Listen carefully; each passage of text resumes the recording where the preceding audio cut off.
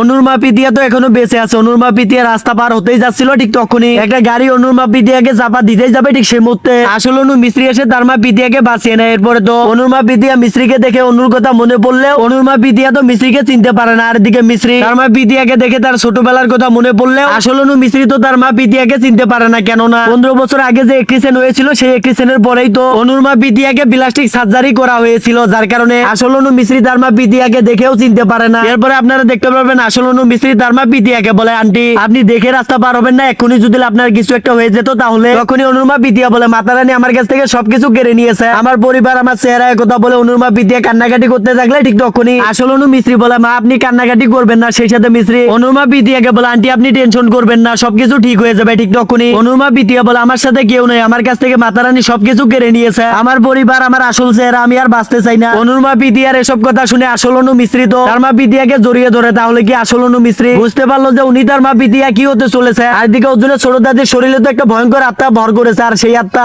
অবস্থি পরিবারের সকলকে মেরে ফেলার চেষ্টা করতেছে। মিস্ত্রি কি পারবে সেই ভয়ঙ্কর খারাপ আত্মার হাত থেকে অবস্থি পরিবারের সকলকে বাঁচিয়ে নিতে? কি হতে চলেছে? হ্যালো ভিউয়ার্স, কেমন আছেন সবাই? আশা করি সকলেই ভালো আছেন। ছবি নিয়ে এলাম সেদুর মূল্য দাবিক নাটকের 266তম এপিসোডের সুন্দর একটি স্পেশন। তাই ভিডিওটির মূল টপিকে ফিরে যাওয়ার আগে আপনারা যারা এখনো আমার ইউটিউব চ্যানেলটা সাবস্ক্রাইব করেন না, অবশ্যই গেছে আমাকে নিজের ভাই মনে করে চ্যানেলটা সাবস্ক্রাইব করে দিবেন। ছবি সেদুর মূল্য দাবিক নাটকের 266তম এপিসোডে আপনারা দেখতে পারবেন আসল অনু মিস্ত্রি তো তার মা পিতিয়াকে জড়িয়ে ধরে বলে, আন্টি আমি আপনার কষ্টটা বুঝতে পারছি। ঠিক তখনই অনুর মা পিতিয়া বলে, তুমি কিছু বুঝতে পারোনি, কেননা আমার এই দুনিয়ায় কেউ নেই, তবে তোমার তো সবাই আছে তাই না, তোমার পরিবার, তোমাকে নিয়ে চিন্তা করার মানুষ, তুমি তো অনাথ নও তাই না? তখনই মিস্ত্রি বলে, আমিও অনাথ ছিলাম, অন্ধকারে ছিলাম, কিন্তু মাতারানী সবকিছু আমার ঠিক করে দিয়েছে, এখন আমার কাছে আমার পরিবার আছে, ভালোবাসা আছে, আমি সবকিছু ফিরে পেয়েছি। আন্টি আপনিও মাতারানীর উপরে ভরসা রাখুন, মাতারানী আপনাকে সবকিছু ফিরিয়ে দিবে। ঠিক তখনই অনুর মা পিতিয়া বলে, আমি অপেক্ষা করতে করতে দিলে দিলে মারা যাচ্ছি, আমি আর অপেক্ষা করতে পারছি না। তখনই মিস্ত্রি বলে, আপনি একা একা অপেক্ষা করতে করতে আর পারছেন না, তবে আজ থেকে আপনি একা না, আপনি আমার পরিবার এবং আমাকে আপন করে নিন, যতদিন পর্যন্ত আপনার পরিবারকে আপনি খুঁজে না পাচ্ছেন। ঠিক তখনই আসল অনু মিস্ত্রির কথা শুনে অনুর মা পিতিয়া আসল অনু মিস্ত্রিকে জড়িয়ে ধরে। আর এদিকে আমরা দেখতে পাই অর্জুনের ছোট দাদির শরীরে ভয়ঙ্কর খারাপ আত্মা ভর করেছে, আর ওই ভয়ঙ্কর খারাপ আত্মা অবস্থিত ব্যাপারে সকলকে টেবিল দিয়ে চাপা দিয়ে মেরে ফেলার চেষ্টা করেছিল। ঠিক তখনই অনুর মা পিতিয়া আর আসল অনু মিস্ত্রি ওখানে এসে অর্জুনের ছোট দাদিকে স্পর্শ করলে ঠিক তখনই অর্জুনের ছোট দাদির শরীর থেকে খারাপ আত্মাটা চলে গেলে ঠিক তখনই অর্জুনের ছোট দাদি বেহুশ হয়ে পড়ে। এরপরে আপনারা দেখতে পারবেন অর্জুনের ছোট দাদির হুঁশ আসলে অর্জুনের ছোট দাদি কান্নাকাটি করে। আর এদিকে যশোদা বলে, আজ তো মা আমাদেরকে মেরে ফেলছিল, নিশ্চয়ই মার শরীরে ভূত পেট ভর করেছে। হে মাতা রানী, প্রথমত ইয়ামিনী এসে কালো জাদু করলো, আর এখন ভূত পেট, জানি না মাতা রানী আরো কত কিছু আমাদেরকে দেখতে হবে। যশোদার কথা শুনে অনুর মা পিতিয়া বলে, মাতা রানীর নামও নিচ্ছ,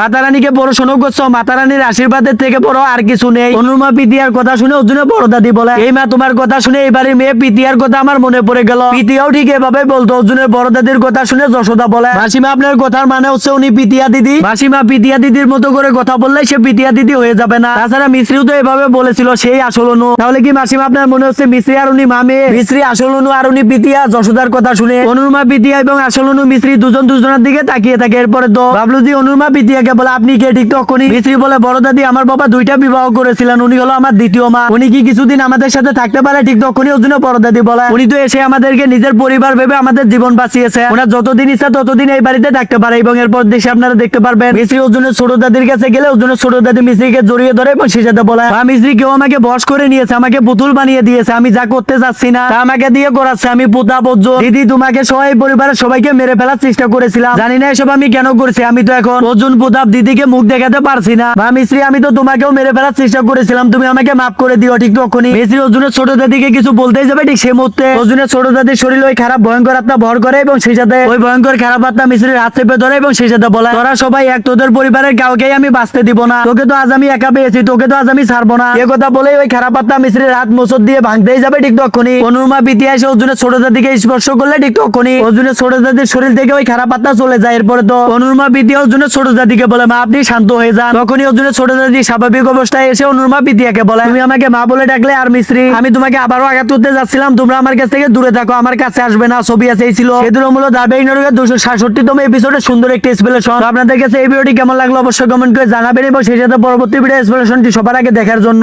অবশ্যই গেছে আমার ইউটিউব চ্যানেলটা সাবস্ক্রাইব করে আমার সাথে থাকবেন। সকলেই ভালো থাকবেন, সুস্থ থাকবেন।